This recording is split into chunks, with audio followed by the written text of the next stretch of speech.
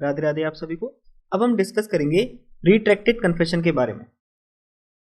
क्या होता है जी retracted confession?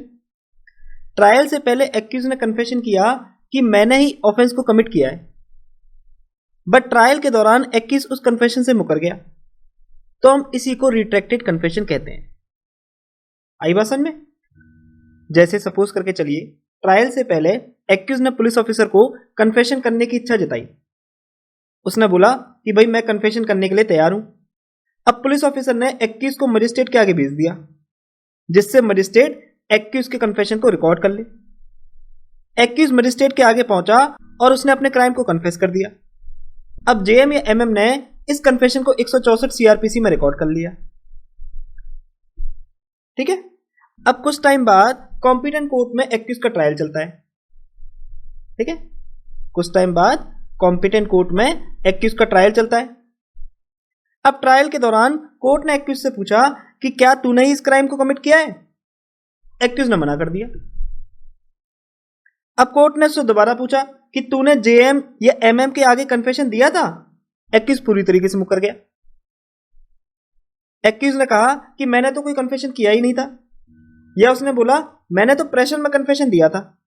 Then this is called retracted confession. ठीक है, आई बात समझ में? चलिए पढ़ लेते हैं इसको थोड़ा सा। Retracted confession, when a person having once recorded a confession which is relevant goes back upon it at the trial, यानी ट्रायल में एक्यूज उस कन्फेशन से पीछे हट जाता है, saying either that he never confessed, क्या कह के कि भाई मैंने तो जनाब कभी कन्फेशन ही नहीं किया, और that he wrongly confessed, या फिर मैंने गलत तरीके से कन्फेशन किया था, या एक्यूज ने बोला कि मैंने तो प्रेशर में कन्फेशन किया था। इसी को हम रिट्रैक्टेड कन्फेशन कहते हैं। ठीक है।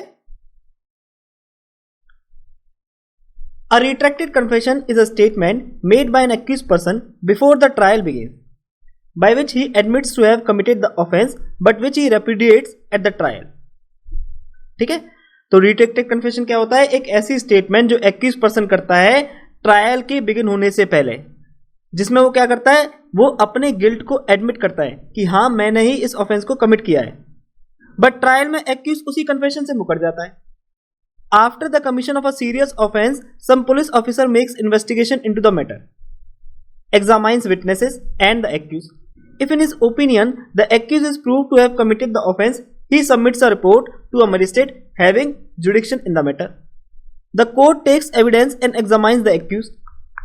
If during the investigation the accused on being examined by the police officer is willing to admit the guilt, the PO sends the accused to some magistrate for recording his statement. यानी investigation के दौरान accused ने police officer को इच्छा जताई कि भाई मैं अपना कन्फेशन रिकॉर्ड करने के लिए तैयार हूं। अब पुलिस ऑफिसर ने क्या किया? पीओ ने एक्यूज को मजिस्ट्रेट के आगे भेज दिया, जिससे मजिस्ट्रेट एक्यूज के कन्फेशन को रिकॉर्ड कर ले। एक्यूज मजिस्ट्रेट के आगे पहुंचा और उसने अपने क्राइम को कन्फेस कर दिया। अब जेएम या एमएम ने इस कन्फेशन को 164 सीआरपीसी में रिकॉर्ड कर दिया। ठीक है। The magistrate, after being satisfied that accused is making the statement voluntarily, takes his statement. जब मजिस्ट्रेट पूरी तरीके से सेटिस्फाई हो जाता है कि जो एक्यूज है ये वॉलेंटरी अपना कन्फेशन दे रहा है, तो मजिस्ट्रेट उस कन्फेशन को रिकॉर्ड कर लेगा। If the accused admit in his statement to have committed the offense, this recorded statement by the magistrate may be proved at the trial. अगर एक्यूज ये एडमिट करता है कि हाँ मैंने इस ऑफेंस को कमिट किया है, तो ये जो रिकॉर्डेड स्टेटमेंट है जो मजिस्ट्रेट ने 164 सीआरपीसी में रिकॉर्ड करी है, इसको ट्रायल के दौरान प्रूव किया जा सकता है। When the trial begins, the accused on being asked as to whether he committed the crime, he may say that he did not commit the crime. यानी अब ट्रायल के दौरान कोर्ट ने एक्यूज से पूछा कि क्या तूने ही इस क्राइम को कमिट किया है? एक्यूज ने मना कर दिया। The question may again be put to him as to whether he made a statement before a magistrate during the investigation confessing the guilt. अब कोर्ट ने उससे दोबारा पूछा कि क्या तूने ही इन्वेस्टिगेशन के दौरान जेएम या एमएम के आगे कन्फेशन किया था? एक्यूज साफ मुकर गया। He may deny to have made the statement at all. This is called retracted confession.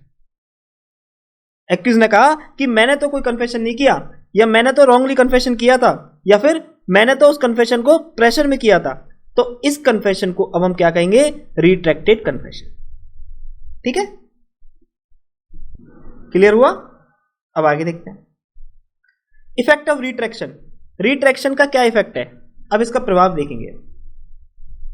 Court will not per se admit retraction और reject confession, rather if confession is properly proved then court will still examine whether confession was voluntary made और involuntarily made. Retraction confession के case में court के पास ये authority नहीं है कि कोर्ट पर से रिट्रैक्शन को एडमिट कर ले या पर से कन्फेशन को रिजेक्ट कर दे। ठीक है,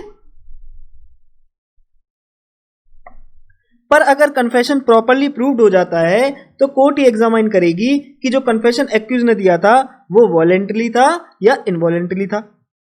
और अगर ये प्रूव हो जाता है कि एक्यूज ने उस कन्फेशन को वॉलेंटरी रिकॉर्ड करवाया था तो अब उस रिट्रैक्शन का कोई इफेक्ट नहीं होगा।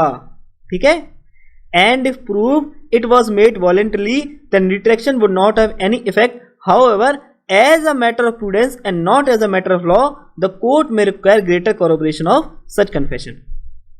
यानी as a matter of prudence, court seeks corroboration when accused retracted from his confession. तो rule of prudence क्या कहता है कि court will look for corroboration when accused retracted from his confession. But ये rule of law नहीं है। That is, ऐसा नहीं है कि retraction confession के हर केस में court corroboration मांगेगी। बट आगे जब हम इस टॉपिक को फर्दर डिस्कस करेंगे तब हम ये पाएंगे कि इसी रूल ऑफ प्रूडेंस को रूल ऑफ लॉ में कन्वर्ट कर दिया गया। तो basically retraction is an insufficient reason to overrule confession. यानी just because accuse trial court में आके अपने कन्फेशन से मुकर जाता है तो इसका मतलब ये नहीं है कि अब उस कन्फेशन की कोई वैल्यू नहीं है। आगे क्या बोला, retraction confession may form legal basis of conviction if court is satisfied that it was true and made voluntarily and recorded properly. और कोर्ट रिट्रैक्शन कन्फेशन के बेसिस पर भी कन्विक्शन दे सकती है अगर कोर्ट सेटिस्फाई हो जाती है कि कन्फेशन जो है वो ट्रूली था और वॉलंटरी किया गया था। ठीक है, अब एक केस है तमिलनाडु वर्सेस कुट्टी का, 2015 सुप्रीम कोर्ट। तो देखते हैं इस केस में सुप्रीम कोर्ट ने क्या हेल्ड किया। Supreme court held that a retraction is too insufficient reason for overruling a confession. A retracted confession may form the legal basis of a conviction if the court is satisfied that it was true and voluntarily made. ठीक है, वही बात है जो अभी हमने discuss करी थी। आगे बोला, thus a court shall not base a conviction on such a confession without a general corroboration from independent evidence।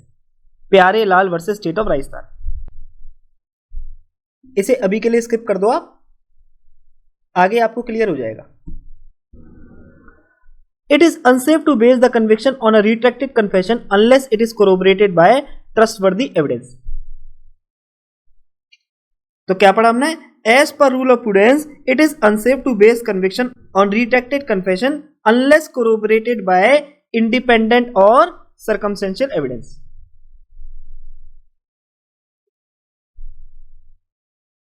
यानी रिट्रैक्शन कन्फेशन के बेस पे कन्विक्शन करार करना हाईली अनसेफ माना जाता है जब तक उस रिट्रैक्टेड कन्फेशन को इंडिपेंडेंट या सर्कमस्टेंशियल एविडेंस से कोरोबरेट नहीं कर लिया जाता। ये क्या है जी, ये रूल ऑफ प्रूडेंस है। ठीक है, और हाई कोर्ट और प्रीवी काउंसिल की जजमेंट से हमें यह पता लगता है कि ये रूल ऑफ प्रूडेंस ये अब रूल ऑफ लॉ में कन्वर्ट हो चुका है। ठीक है, this rule of prudence has now turned into rule of law. ठीक है, तो क्या बोलता है, a judge can convict an accused on the sole testimony of retracted confession only when he is fully satisfied about the truthfulness of the statement and entertains no doubt about its being voluntary। यानी retracted confession के base पर जज साहब conviction भी करार कर सकते हैं अगर वो पूरी तरीके से सेटिस्फाई हो जाते हैं कि जो कन्फेशन है वो वॉलेंटरी किया गया है प्लस वो ट्रुथफुल है। The general rule as mentioned above and supported by the opinions of the High Court in India and also the Privy Council had been that it is always unsafe to base the conviction on the sole testimony of retracted confession. तो high court और privy council की judgement से हमें क्या पता लगा कि केवल रिट्रैक्टेड कन्फेशन की टेस्टिमनी पर कन्विक्शन करार करना पूरी तरीके से अनसेफ है. तो इसका मतलब जो रूल ऑफ प्रूडेंस है वो अब रूल ऑफ लॉ में कन्वर्ट हो चुका है. यानी कि केवल रिट्रैक्टेड कन्फेशन की टेस्टिमनी पर एक्यूज को कन्विक्ट नहीं किया जा सकता जब तक उसकी टेस्टिमनी को अदर सर्कमस्टेंशियल एविडेंस से या फिर इंडिपेंडेंट एविडेंस से कोरोबोरेट नहीं कर लिया जाता. Okay. The rule of prudence in the cases of retracted confession. In Pyarelal Bhargav versus State of Rajasthan, the 4-judge bench of Supreme Court observed that a retracted confession may form the legal basis of a conviction if court is satisfied that it was true and voluntarily made. But it has been held that a court shall not base a conviction on such a confession without corroboration. It is not a rule of law, but it is only a rule of prudence. और यही rule of prudence अब क्या बन चुका है? Rule of law बन चुका है. ठीक है. तो अब मेरे को लगता है आपको ये दोनों लाइन क्लियर हो गई होंगी. Thus, a court shall not base a conviction on such a confession without a general corroboration from independent evidence. Pyarelal versus state of Rajasthan. अब इस केस को एक बार आप खुद से रीड करके देखना. ठीक है. तो ये था हमारा रिट्रैक्टेड कन्फेशन. क्या क्या पढ़ा हमने कि रिट्रैक्टेड कन्फेशन क्या होता है और इसकी एविडेंशियल वैल्यू क्या होती है और इसका इफेक्ट क्या होता है. ठीक है.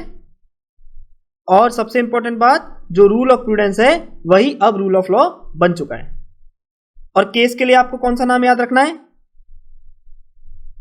तमिलनाडु वर्सेस कुट्टी एंड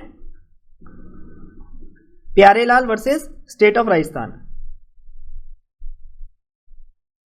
ये दोनों केसेस आपको एग्जाम में मेंशन करके आने हैं जब भी मेंस में रिट्रैक्टेड कन्फेशन को लेकर क्वेश्चन आएगा. तो ये था हमारा आज का लेक्चर. अगर आपको लेक्चर पसंद आया है तो आप लाइक, शेयर और कमेंट जरूर कीजिएगा. और अगर आपको लेक्चर पसंद नहीं आया है तो आपको डिसलाइक करने का भी पूरा राइट है. और प्लीज आप लोग कमेंट करके अपने फीडबैक जरूर दीजिएगा जिससे कि फ्यूचर में मैं अपने आप को और इंप्रूव कर सकूं. और अगर आप लोग चाहते हैं कि वीडियोस में किसी भी तरह का मैं चेंज करूं तो आप मुझे कमेंट करके बता सकते हैं. मैं पूरी कोशिश करूंगा चीजों को आपके अकॉर्डिंग चलाने की.